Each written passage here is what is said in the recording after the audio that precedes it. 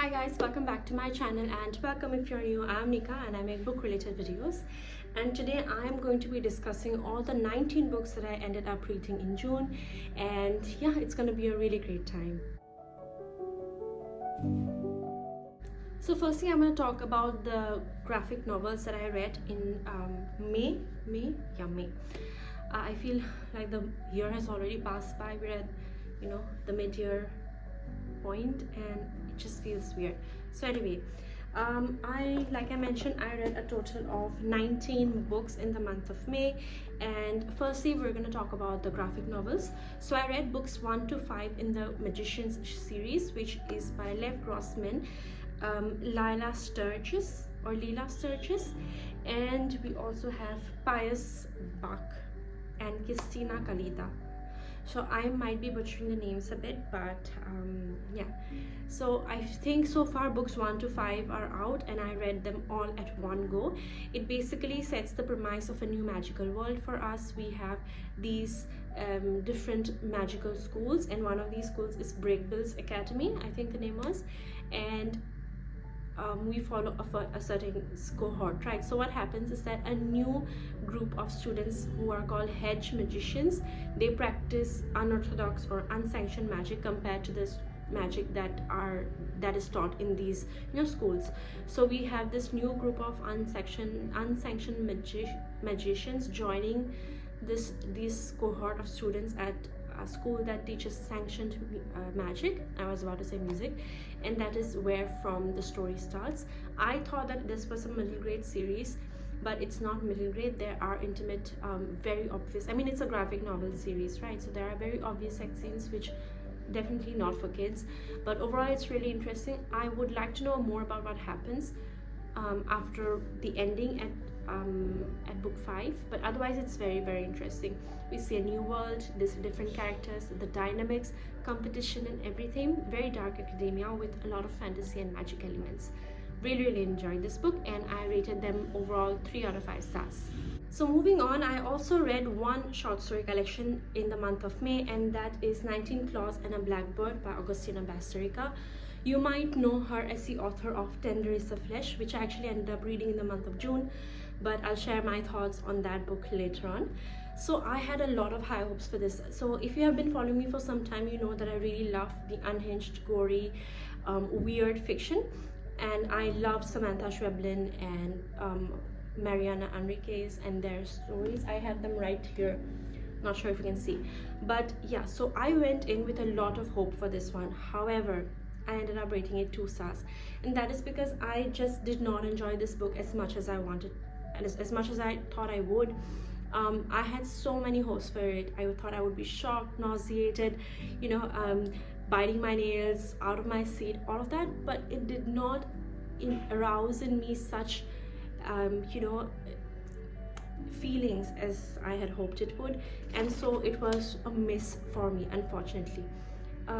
Yeah, I ended up rating it 2 stars. Really sad. There were a couple of stories that I liked, but compared to the total number of stories that are in this book, liking just a couple of them is not worth it, I think. So this is not a book that I will ultimately recommend to others, but at the same time I also do understand that when it comes to such fiction as this, weird, gory, unhinged stuff, it's a hit or miss for everyone. So take your time and decide if you want to pick it up, and read it at your own discretion. So 2 out of 5 stars. Then I have 4 poetry books to share with you all. Now I am a person who is generally almost always reading a poetry book. So even if I'm reading a big chunker of a book, any sort of fiction, I'm also reading one poetry collection on the side. So in the month of May, I read these 4 books throughout. So let's go over this one first. This is Late Blooming Cherries, Haiku Poetry from India, edited by Kinfam Singh Nonkindri and Srimi Nath.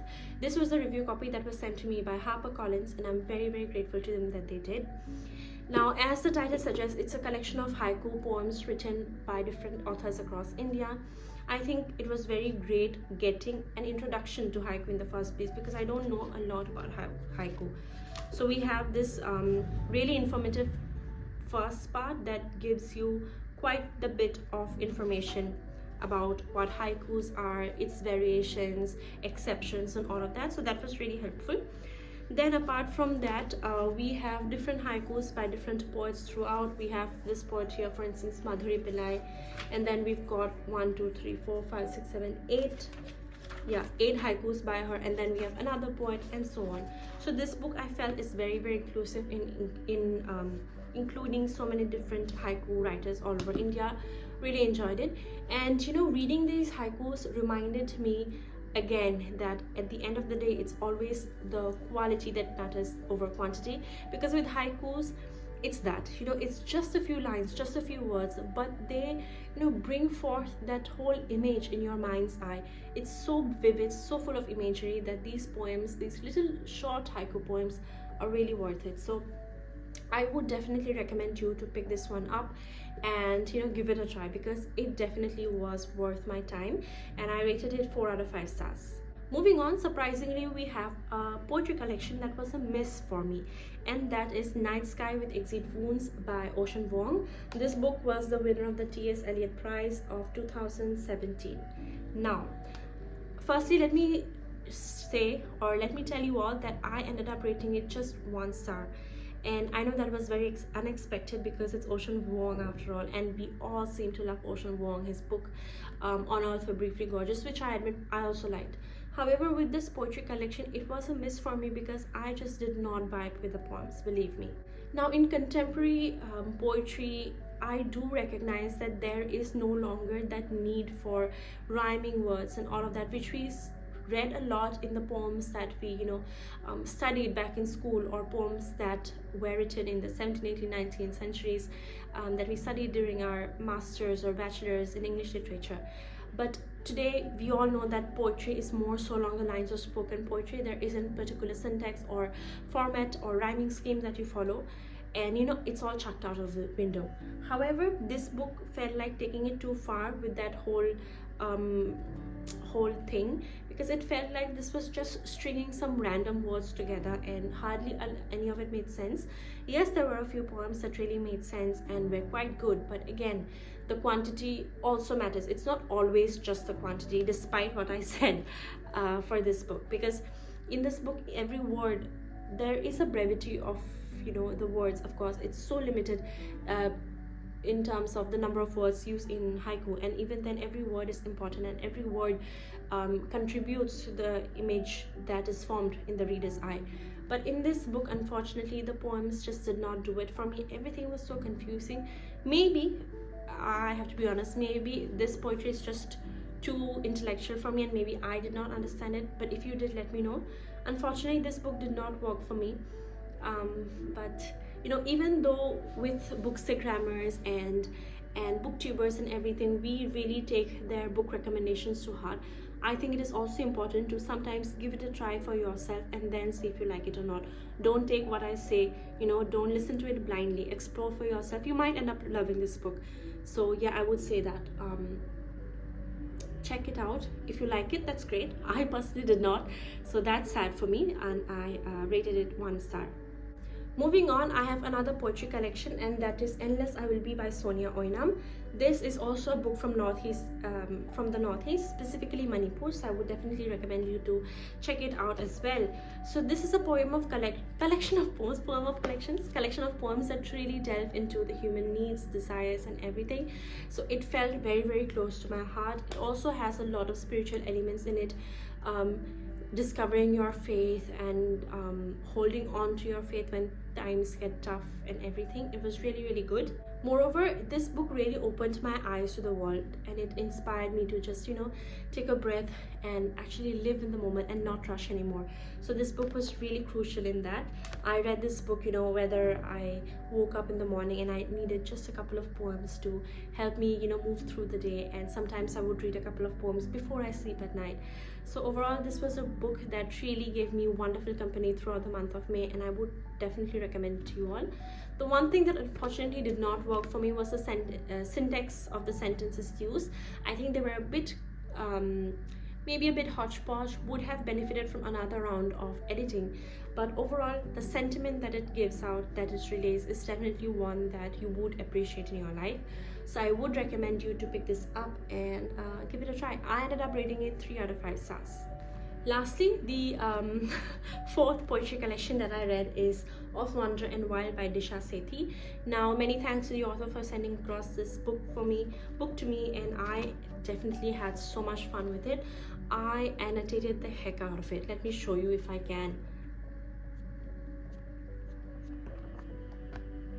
So yeah, I had a lot of fun annotating this book, and it definitely lived with me. In this book, we see the author juxtaposing nature along with human experiences, and that juxtaposition was done so wonderfully. I was thriving reading this book, really, and I would definitely recommend this book to you. So I loved how the universality of nature, basically how nature shows her different moods, is juxtaposed with the human emotions, which are, although Myra, they're very, very universal, and that was done really well. This book, or rather this collection of poems, really use a lot of personification, irony. So I think the use of language was also done really, really well. Apart from the literature aspect of it, the language used was also perfect. And I love how the author takes us along the different seasons. For instance, I felt like in a couple of poems we were in that middle of the season between summer and autumn, or between autumn and winter, just before it gets really, really cold. So I think that was done really, really well. This book really makes you live through the moment, the individual moments of your everyday life, and also makes you realize how important each one is. So again, when it comes to poetry, I think it should be savored. You should not rush into it, and that's what I did with this book. Reading a couple of poems here and there, some mornings, some nights. That is what I do generally whenever I read poetry. So all of these books I was reading across all of them throughout the month of May, and I had a lot of fun and just really nice time with them, because I inculcated them in my morning and sometimes also my night routine. It was really a good decision that I made, and something that that is why I have also continued in the month of June, which is also going great for me. So I'll share more about those later. But coming back to the topic at hand, really enjoyed this book, and I ended up rating it 4 out of 5 stars. Alright, so it's time to speak about the classics that I read this month, and I ended up reading 3 of them. So firstly, let's talk about a much loved book on Bookstagram actually, and that is White Nights by Fyodor Dostoevsky. Now this is a short story rather that takes place in 3 nights, I believe, and it follows these 2 people, 2 lonely souls in the city of St. Petersburg, how they strike up a conversation, and slowly one of them, the boy, falls in love with the girl. That's the basic premise. Of course, people have called it one of the greatest not love stories, but stories about love, which in a way, now that some time has passed between my reading the book and filming this video, I kind of agree. But I had a few reservations with this book. So going in, I thought I was going to love this book because I've heard so much, so many people raving about it. But I ended up reading, I think, let me check. I ended up rating 3 out of 5 stars. Now, the reason why I did that was because, firstly, the language felt a bit off. I'm not sure whether it is because I have not read a classic in some time, or because I was not happy with the translation. Just to let you know, I read the book with the translation by Constance Garnett. So let me know if you have read any other versions or whatever. The character, the dreamer, felt a bit pretentious to me, because he felt, on the one hand, he's so happy to be alone, drifting along, and making friends with these buildings, this atmosphere in St. Petersburg. But at the other hand, he's so lonely. He seeks validation. He wants friends. He seems very desperate. So his position was not firm, and this portrayal of him was also not firm. On the one hand, he wants this thing, but he's doing something else. Then we have the girl Nastenka, and wow, what fickleness. I mean, look, I understand her resolve, or her resolution to stop pining away after one man and instead settle down with someone where she already gets that companionship and that love. But on the other hand, I feel like, why didn't you take one day to think and then maybe take a decision, rather than take a decision at the moment and then in the next moment change it again because you see your lover back. So these 2 characters felt very I won't say deformed, but like they were not completely formed as individual. And perhaps that was Dostoevsky's idea. I need to read a few essays or some discourse around this short story to form my thoughts better and understand it better, study it academically, so to speak. But after my first reading, I admit I was not a fan, and that was very sad actually. I had a lot of hopes for this one. If you have read this book, let me know what you think, because everybody seems to love this. And by the way, this edition is from Prajapati Books from India, and I absolutely love the bit of Starry Night by Van Gogh that they added here. So this was this. Then I want to talk about a childhood favorite that I reread rather, and it is book 2 in the Famous 5 series, and it is 5 Go Adventuring Again. So in this book we have all of these 5 kids and dog stuck at Kirin Cottage because Julian, Dick and Anne's parents are unwell. I think they've got fever or something, and they don't want to have the kids for fear of infecting them. So they're all at Kirin Cottage, and we have these 2 new boarders on the scene. We've gotten this new new map that might perhaps reveal treasure or not, secret passages or not. We have the Kirin farm that comes into the scene here, because we've never met or seen Kirin farm before. I think we've only seen the Kirin island in book 1. So I reread this. It was really fun. However, I think it does not have a lot of action now that I've read it. As a kid I rated it a 5-star probably back then, but now that I've read it this time, I think there were a lack of action. There was a lot of inaction, the kids just moving about here and there without having a lot of thoughts. And yeah, it felt a bit very quickly written, perhaps after the success of the first book, or I don't know. But yeah, unfortunately it didn't really strike my heart the way it did the first time, and I ended up rating it 2 out of 5 stars. Then I read the famous American classic The Bell Jar by Sylvia Plath. Now I have been hearing so much about this book for ages, and May was finally the month when I picked it up, and I actually really enjoyed it. I think this is a wonderful book. We basically follow Esther and her life as she slowly cracks under the pressure and spirals down into a depressive hole. I think this was a very beautiful book that explores the idea of the female identity as well, being a female with having to meet so many expectations, demands of society. You're in a position of multiple jeopardy. You've got financial issues, you've got your own gender issues that you have to face, so many of that, and the hypocrisy of society if that is added onto these issues. This was a very beautiful book, and very heartbreaking as well, in the way we see Esther slowly breaking down.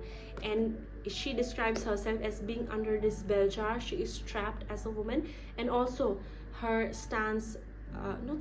but her life as her mental health slowly erodes and degrades over time. So I think this was a very beautiful book, and I finally read the fig tree analogy, which I have heard and read for so long, but to actually read from the source is another experience, right? So I had a lot of, I can't say fun also, because this was such a serious and harrowing book, and I'm just going to say that read it, and I'm sure you're going to love it. I underlined so much of it. And this is also kind of like coming of age, because this girl, we see her going through ups, downs, and then again coming out as a victor from her depressive episodes and everything. So this was I think this is a very seminal book when it comes to classic literature, especially American literature. This and The Catcher in the Rye, I think those 2 books are kind of like same. That is a boy's version, kind of a younger boy, and this is a girl's version who's about to enter college. So I think this is a very great book, and I'll probably read it again. This is definitely up for a reread, but that said, not very soon, because the topics discussed are of course very severe and serious, and I don't think I can read about those things that she goes through so soon. But that said, it's a very good book. If you haven't read it, read it. If you have read it some time ago, then maybe it's time for a reread, so check it out. So then moving on, I also read this sci-fi kind of book, and it is I Who Have Never Known Men by Jacqueline Hartman. It was originally written in French, and it was first published in 1995 and translated by Ross Schwartz. Now this basically follows a girl, and we see her describe life in this bunker underground along with 39 other women who are trapped in a cage in this underground room. There are 3 guards always following, like checking them, going on rounds around the cage. They have no privacy. They do not wear any clothes. They're not given clothes, only sometimes that they stitch together with their hair as thread. There is no privacy when it comes to them going to the bathroom. The commodes are in the middle of the whole cage and everything. So it's a really interesting book, and the fact that it was written in 1995 is really interesting. So I have been seeing it everywhere on social media, and that's why I decided to pick it up. So I really enjoyed the narrative style of this book. We see the world from the point of view of this little kid who is essentially the youngest kid in this world. So when she was put in the bunker, she was pretty much a baby, and so that is all she has known. But for the rest of the women, they were in a normal earth, right, where like us today, they saw that, and then they were trapped in the cage. So the 2 distinctive perspectives is really interesting. We see the girl and her girl child and her arc from a kid to a grown woman, and it's really interesting because I actually also compared her to Frankenstein's monster, because both were created and then both see the world anew from their eyes. However, compared to Frankenstein's monster, this girl actually gets a lot of love from the people, and love maybe not in the way that she recognizes it as, but that me, now that I have read this book, I can see that in hindsight that these women really cared about her. So that was a really interesting take. So it was really interesting book, and I loved getting to see her perspective, her ways of thinking, which is considerably different from the rest of the women. Her arc especially is given a full chance, because we see her grow up from hating these women to ultimately understanding them and their perspective as she grows up. So this was a pretty interesting book, and I'm so glad I finally read it. It's a very short book as well. You can definitely check it out. I ended up rating it 4 out of 5 stars. Another book that I read, which is kind of a historical fiction, is this little book called Small Things Like These by Claire Keegan. It was shortlisted for the 2022 Booker Prize. It's a very short book, as you can see, and I have to say this novella does not waste one word. Every word here is it's full of meaning. I adore this book for the story it tells, for its wit, for its brevity, for its subtleness of words used, everything. So basically we follow this small Irish town in 1985 and this guy called Will Furlong. So we get to see the various sides of Will Furlong, him as a loving husband, father, a good employer, a townsperson, and so on. And we also get a lot of small town vibes. It's very cozy. It's around Christmas, the time that this book is set in. It's really interesting, and it's really interesting, like I said. However, that is the premise of the book, and then the story actually starts. Now this book is about the Magdalene laundries. So now that we have read this book, and it is 2024 now, we know the history of what happened. We have statistical or written evidence of the things that happened in the Magdalene laundries. But we see this character Will Furlong actually seeing them firsthand. So there are suddenly these girls at the I'm not sure what it's called, at these laundries that are essentially run by the nuns. I'm not sure which sect, whether it was Protestant or Catholic, I'm not sure about that. But we see these women who have been in the family way, which means that they are pregnant before weddings or before getting married, and that's a big deal in 1985, as you can imagine. It's a big deal today in India even. So these girls have to come, and they are given essentially shelter by the church, and then they work in these laundries in very inhuman conditions.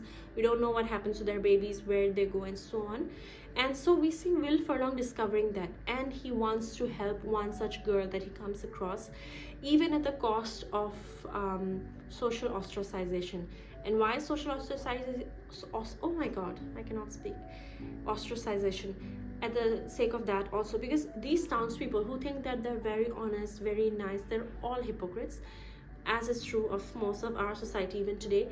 They are God-fearing. They think they should be kind to their neighbors, be a good Samaritan. But when it comes to actually helping people like these unfortunate girls, they turn their faces. They won't look at it, they won't help them, they won't go against the church, even if the church is doing something that is essentially ethically wrong.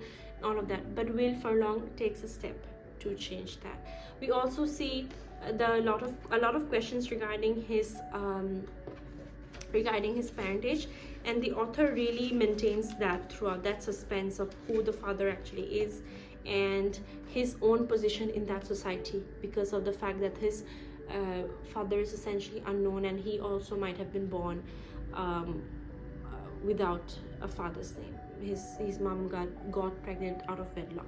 So all of that, this was a really good book, and I think this book is also going to be now made into a movie starring Cillian Murphy. Really excited for it, and I rated it 4 out of 5 stars. Then I also got to read this amazing book, How to Kill a Guy in 10 Ways by F. Kelman. This was a review copy that was sent to me by HarperCollins, and I ended up really loving it. So we have this girl who basically forms a helpline number like Message M. If you are in trouble with your date, if your date is kind of clingy, handsy, you think you're in danger, message M and I'll come and save you. So it's like that. Really loved it. In the beginning, it took me some time to get into the story, because I was not convinced with the author's reasons for not the author but the character's reasons and her way of living, and she's very jaded, but slowly she grew on me.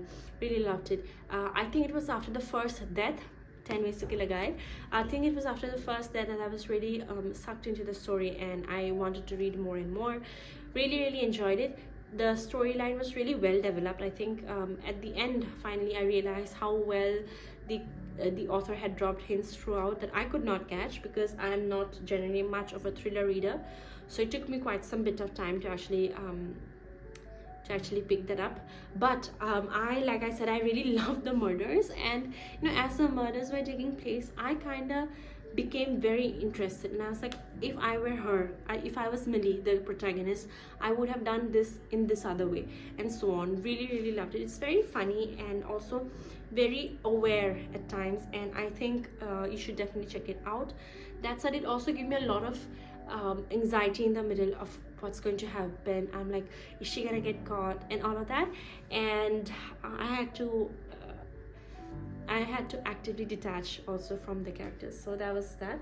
But overall, really enjoyed this book, and I would definitely recommend you to pick it up. I ended up rating it 4 out of 5 stars.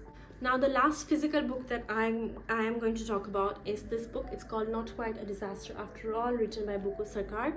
Really loved it. It's a story told in 6 vignettes of these two girls, Anjali and what's the other name? Anjali and Anita, who are 2 cousins with Bengali roots but living in America now. We follow this book as they grow up, and admittedly we see more of Anjali from her small world living with her grandparents in Kolkata, I believe, and then to her middle age living in the US, and their characters and how they are formed. Everything, it's got so much, it is so much a mirror to your lives.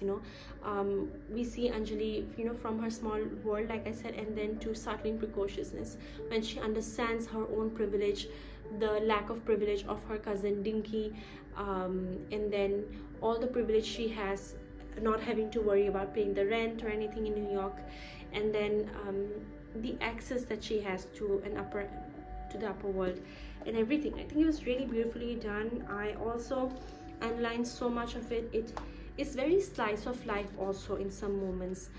The way certain moments of time, certain points of her life are also described. Really beautiful.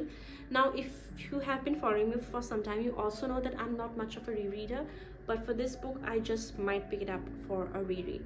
Now, this was my second 5-star read of the year, so that's saying a lot.